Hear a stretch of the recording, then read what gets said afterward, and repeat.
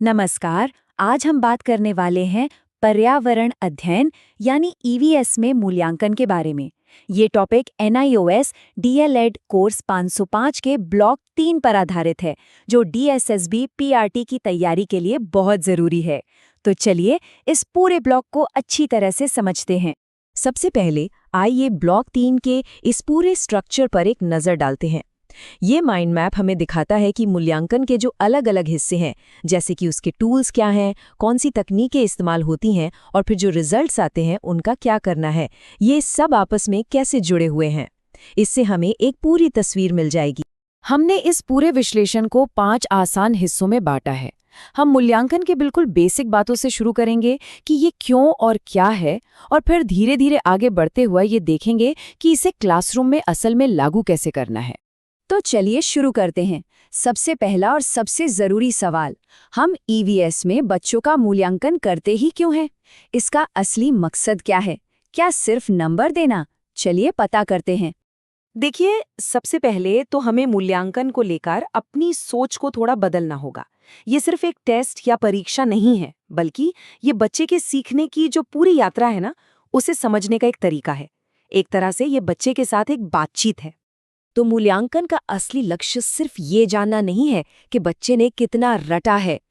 इसका असली मकसद है बच्चे की ओवरऑल प्रोग्रेस को समझना, मतलब क्वालिटेटिव और क्वांटिटेटिव दोनों तरीकों से। ये पता लगाना कि सीखने में कहाँ कमी रह गई है, फिर उसे फीडबैक देना और उसे सोचने के लिए एनकरेज करना। ठीक है, अब जब हम ये समझ गए हैं कि मूल्यांकन क्यों जरूरी है, तो अगला सवाल ये आता है कि एक अच्छा, प्रभावी और निष्पक्ष मूल्यांकन असल में होता कैसा है, उसकी क्या खासियतें होनी चाहिए।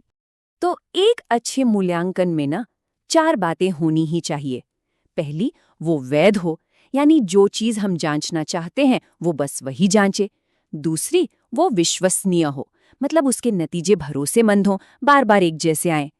तीसरी, वो न्याय संगत हो, यानी किसी भी बच्चे के साथ कोई भेदभाव ना हो। और चौथी, वो लचीला हो, जिसे हम सिचुएशन के हिसाब से थोड़ा बदल सकें। चलिए अब थोड़ा और आगे बढ़ते हैं और देखते हैं कि मूल्यांकन को हम किन किन कैटेगरीज में बांट सकते हैं। इसके मुख्य प्रकार कौन कौन से हैं? मूल्यांकन 2 तरह का हो सकता है। एक होता है फॉर्मल, यानी औपचारिक, जो पूरी प्लानिंग के साथ होता है, जैसे हमारे टेस्ट्स या एग्जाम्स। और दूसरा होता है इनफॉर्मल, यानी अनौपचारिक, जो अपने आप होता है, जैसे क्लास में बच्चों से बात करते हुए या उन्हें खेलते हुए देखकर कुछ समझना।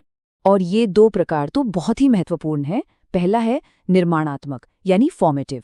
ये सीखने की प्रक्रिया के दौरान होता है ताकि कमियों को पहचानकर सुधारा जा सके। इसे कहते हैं असेसमेंट फॉर लर्निंग।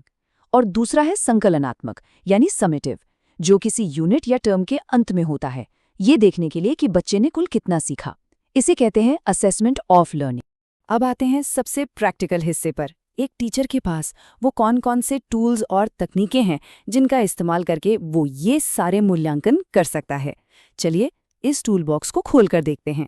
इनमें से एक बहुत ही पावरफुल टूल है उपाख्यानात्मक रिकॉर्ड या एनेक्डोटल रिकॉर्ड्स।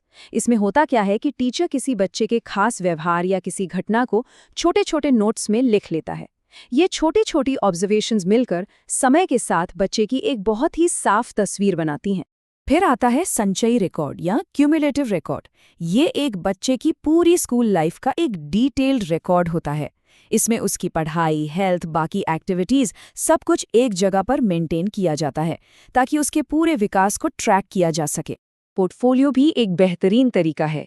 इसमें बच्चे अपने सबसे अच्छे काम का एक कलेक्शन तैयार करते हैं। इससे न सिर्फ उनकी मेहनत और प्रोग्रेस दिखती है, बल्कि उन्हें अपने काम पर गर्व भी महसूस होता है।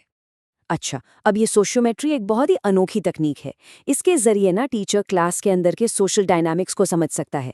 मतलब कौन किसका दोस्त है, बच्चों के ग्रुप्स कैसे बने हैं, या कहीं कोई बच्चा अकेला तो महसूस नहीं कर रहा। ये जानकारी क्लास में ग्रुप एक्टिविटीज कराने में बहुत मदद करती है। एक बात हमेशा याद रखनी है कि ईवीएस में अच्छा मूल्यांकन वही है जो बाल केंद्रित हो, यानी जिसमें बच्चा सेंटर में हो। बाल केंद्रित मूल्यांकन का मतलब सिर्फ किताबी ज्ञान को जांचना नहीं है। इसका असली मतलब है बच्चे की रियल वर्ल्ड स्किल्स को देखना। वो कैसे टीम में काम करता है, कैसे प्रॉब्लम सॉल्व करता है, उसका नजरिया कैसा है। ये सब चीजें भी उतनी ही जरूरी हैं। और सबसे बढ़िया बात क्या है, हम इस प्रोसेस में बच्चों को भी शामिल कर सकते हैं। जब बच्चे स्व-मूल्यांकन करते हैं तो वो अपनी लर्निंग के बारे में खुद सोचना सीखते हैं, और जब वो सहकर्मी मूल्यांकन करते हैं तो वो एक दूसरे को फीडबैक देना और एक टीम की तरह मिलकर सीखना सीखते हैं। चलिए अब इस पूरी चर्चा को उसके असली मकसद से जोड़ते हैं। हमारा आखिरी लक्ष्य है मूल्यांकन का इस्तेमाल करके हर बच्चे के लिए सीखने को और बेहतर बनाना। ये बात सबसे जरूरी है। मूल्यांकन की असली ताकत सिर्फ डेटा इकट्ठा करने में नहीं है, असली ताकत उस डेटा का इस्तेमाल करने में है। बच्चों को फीडबैक देने में, उपचारात्मक शिक्षण यानी रेमेडियल टीचिंग प्लान करने में और सीखने सिखाने के पूरे प्रोसेस को और ज्यादा असरदार बनाने में। तो मूल्यांकन के जो नतीजे आते हैं उनका इस्तेमाल कई तरह से होता है। जैसा कि हम देख सकते हैं, सबसे बड़ा हिस्सा यानी 40% सीधे बच्चों को फीडबैक देने में जाता है ताकि वो सुधार कर सकें, और फिर 30% उन बच्चों के लिए रेमेडियल टीचिंग की प्लानिंग में जाता है जिन्हें एक्स्ट्रा हेल्प की जरूरत है। तो आखिर में ये एक सवाल हमारे सोचने के लिए है, एक टीचर के तौर पर मूल्यांकन का सबसे जरूरी आउटकम क्या है?